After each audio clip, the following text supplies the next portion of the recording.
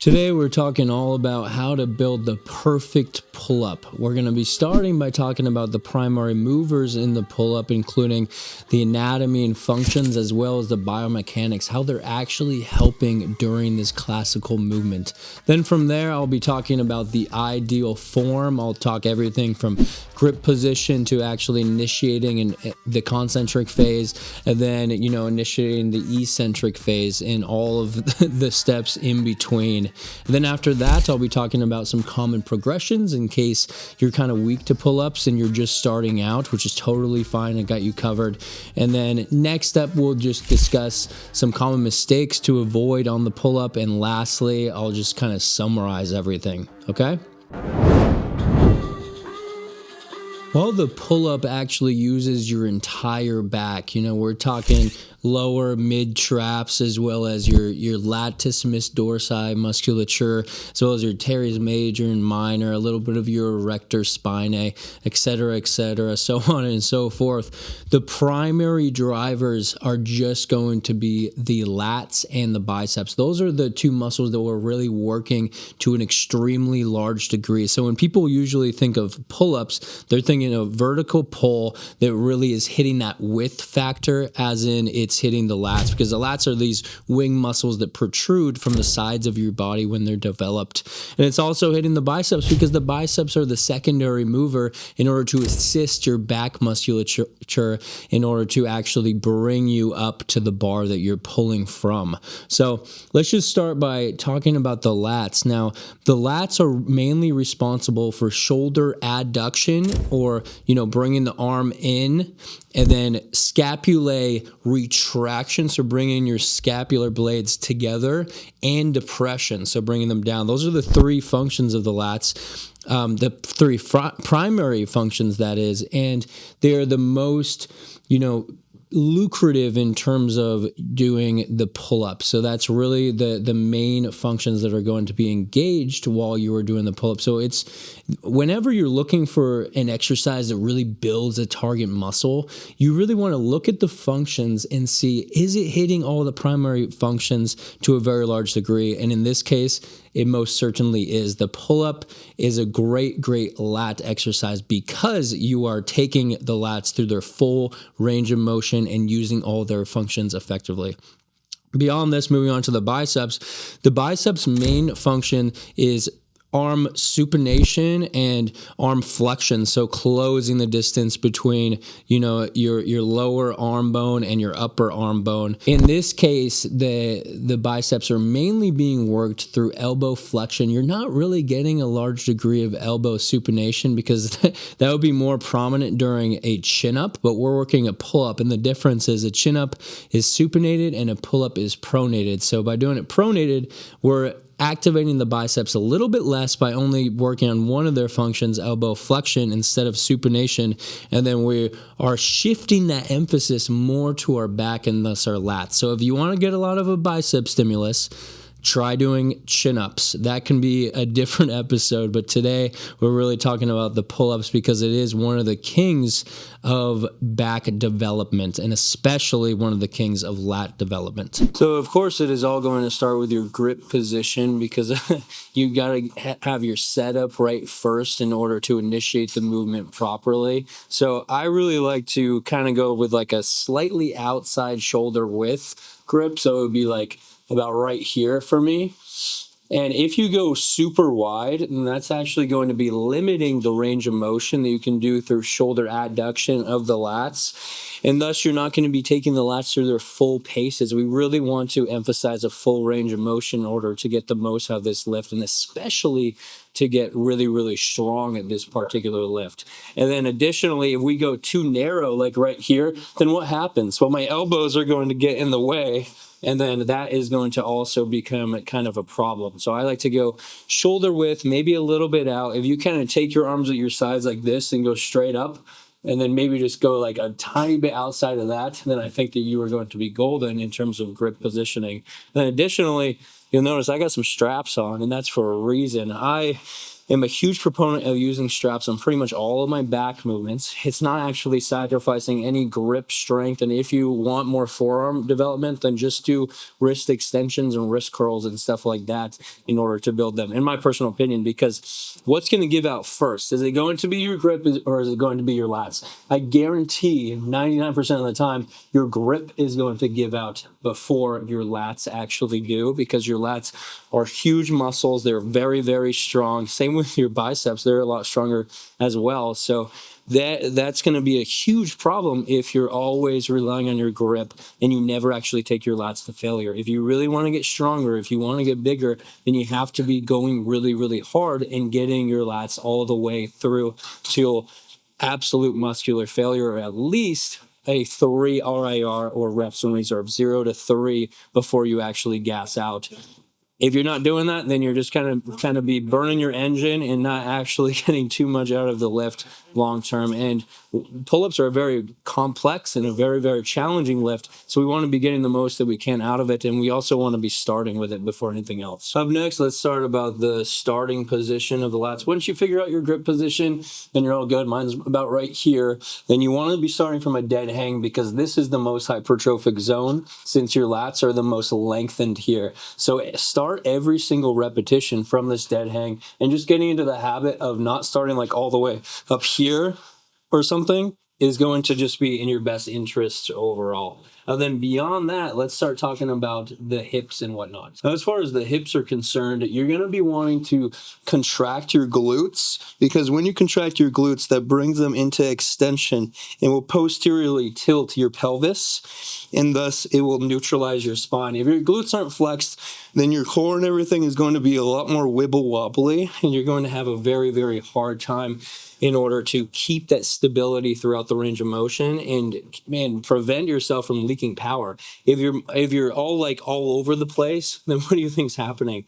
You're much more unstable, and you're going to have to be fighting with your body in order to stay coordinated and balanced, and you're going to be leaking a ton of strength, and thus you're not going to be able to take your lats through its full paces. So what you want to do is flex your glutes, really keep a nice and rigid spine, and then from there, we're going to be either crossing our knees or we're going to be keeping them absolutely straight. I kind of like go back and forth in between, but really just keep that spine nice and rigid, almost at a diagonal, and then make sure, this is the main thing, we don't want to be going like this with our legs. We don't want to be kipping, because that's actually just using bodily momentum in order to bring yourself closer to the bar, and that's not going to be bringing the most tension and focus to your lats. You're just going to be, it's almost going to be like CrossFit, which that's fine if that's your sport, but we're talking all about the pull-ups and how to do it in like the optimal, most hypertrophic way. Lastly, for the setup, we're just going to want to be initiating the movement with our lats. And how do you do that? Well, you're going to be retracting and depressing your scapular blades. So you're going to be going like that, in other words. So you're going to be depressing it and retracting it.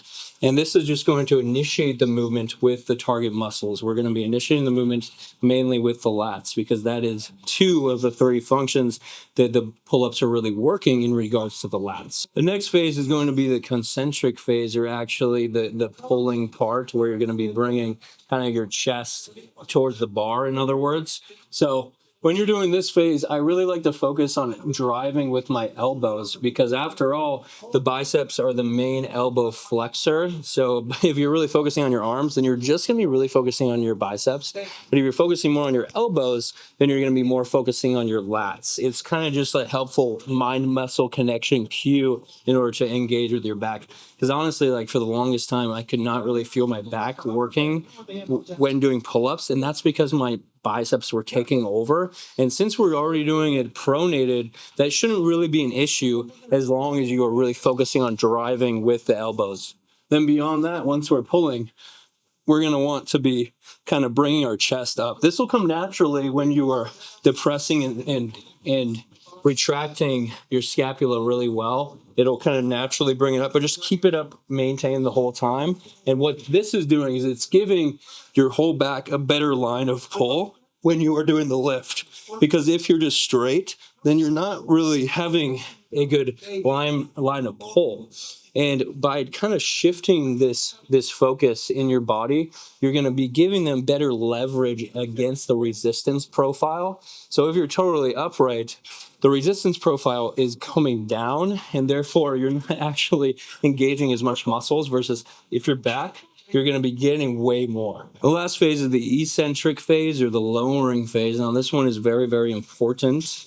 And basically all you're going to be doing is just the opposite of the concentric phase. So once you get all the way to the top, you're going to just slowly lower. And you want to be really deliberate with this. If you're just rushing all the way down, like, just going like that, you are going to be kind of sacrificing a lot of progress that you could be making, because you really want to lower it nice and deliberate and controlled in order to get the most out of the movement. And then remember, at the very bottom, keep in that dead hang position for a second to really milk that most hypertrophic or lengthened zone. Strength and hypertrophy is highly correlated. In fact, they are entangled together. And therefore, if you're trying to get a really developed and cohesive back, especially with the lats, then you're going to want to get stronger at certain back movements, in particular vertical pulls like the pull-up. Now, if you're struggling to get a decent amount of regular body weight pull-ups, or you maybe want to get to that weighted area, that weighted level of strength where you can actually start adding weight to a dangled belt, then you're probably going to want to have some sort of progression in mind. And my overarching progression for this is, let's start by something that's super stable. For instance, let's start with the lat pull down variation, because this one you can choose the weight and you don't have to be restricted by your amount of body weight. So say you're like 200 pounds, then when you're doing a pull-up, you're actually going to be lifting your whole entire body weight, that 200 pounds, no matter what, pretty much. So therefore, by using a lat pull-down machine, you could go as little as like 10 or 20 pounds and just crank out a billion reps, or as many as you can handle, and then slowly go up from there. And once you get reasonably strong at a lat pull-down machine, and I think that progressing into an assisted pull-up machine is a great option, because this is an also loadable and manipulated way of controlling the weight, so you don't actually just have to use your body weight. However, this is more closely mimicking the movement pattern of the pull-up, which we want, because after all, specificity is very, very important for strength gains. If you're not actually doing a movement pattern justice, in the sense of, let's say you're doing like a barbell bench press, if you're just doing machine bench press all day long, that's too stable. You're not getting all the components of a regular bench press. So by doing assisted pull-up machine, that's like the closest thing to actually doing a pull-up. So once you get pretty strong at that, I would advise going on to starting to get into bodyweight pull-ups, but maybe start with a band, because a band is going to decrease the amount of resistance, because you're actually assisting a little bit, especially at the bottom range. So, once you're fully lengthened out, that's going to be the easiest portion, and the top will be a little bit harder, which is great, because for most people, that's how it goes. The top is the area that you give out first, which is fine, because we want that bottom range, because it's the most inclusive for growth. However, we still want to be getting stronger overall, especially when we're trying to increase the amount of reps and sets that we're doing by facilitating through progressive overload. And then lastly, we're going to be getting into the regular pull-up. You can strip the band once you get strong enough, and then start doing regular pull-ups. And once you can do about 8 to 10 with your normal body weight, maybe even more like 12, then adding just 5 pounds to a belt is a great way to start. Don't jump right into 45. I've done that before, and I was really just stuck at 5 repetitions of the 45-pound dangling from me forever. I never really progressed past that, but I'm working on it now. So, because pull-ups are just such a misleading exercise. you'd be so surprised who can and can't do pull-ups. It seems like the people who are skinnier, they can do way more just because their body weight is lighter. And I mean, no flack against them. It's very, very impressive. But then the guys who are like big, like 300-pound tanks, they can't even do a single one because their body weight is so expansive, even if it is all muscle. So some common mistakes that you are really, really going to avoid is going to be using too much momentum. So, doing the kipping exercise like that, because you're not getting very much out of it at that point. And then additionally, doing partial reps. I think the partial reps are fine as long as they're at the very, very end of your strict reps. So after, you're done doing all the strict reps and doing some partials in this like bottom range is very, very highly encouraged, in my opinion. But otherwise, I wouldn't be doing that at all, because you're not going to be getting the full most of progression as you possibly can. And additionally, try not to change your form too often. If you're constantly going between like a wide grip and a narrow grip and kind of like a shoulder width grip, then your central nervous system isn't going to be able to adapt that well to the constantly changing of form. And you want your CNS to adapt to whatever form you're using. And ideally, it's great form, like I laid out for you guys earlier, because that's actually going to be able to boost your strength a lot more by sticking to the same variables, at least for 4 to 8 weeks or so before you change it up. And then lastly, just don't add load too soon, guys. Make sure that you can do like a good amount of pull-ups, body weight pull-ups before you start adding weight. If you're rushing the process, you're going to be doing yourself a disservice. So for those of you who want kind of a more digestible section that really has all the key takeaways, I got you covered. So for starters, we talked about the anatomy and functions and biomechanics, and more specifically, we talked about the two primary movers, the lats, which facilitate this movement through shoulder adduction, scapulae depression, and retraction. It's a big trio. And then the biceps are primarily engaged through elbow flexion in order to close that gap and bring your chest up to the bar.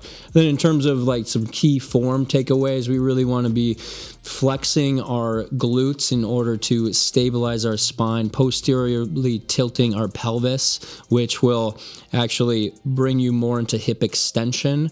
And this is just going to help you be more stable and not leak power. Keep your legs straight or crossed. We don't want to be kipping. We want to be avoiding that as much as possible. And then when you are engaging the movement, start from a dead hang, retract your scapulae, depress them, and then close that gap and slightly tilt your chest up. I know that's a lot, but it will really come naturally the more that you work at it. I promise you that.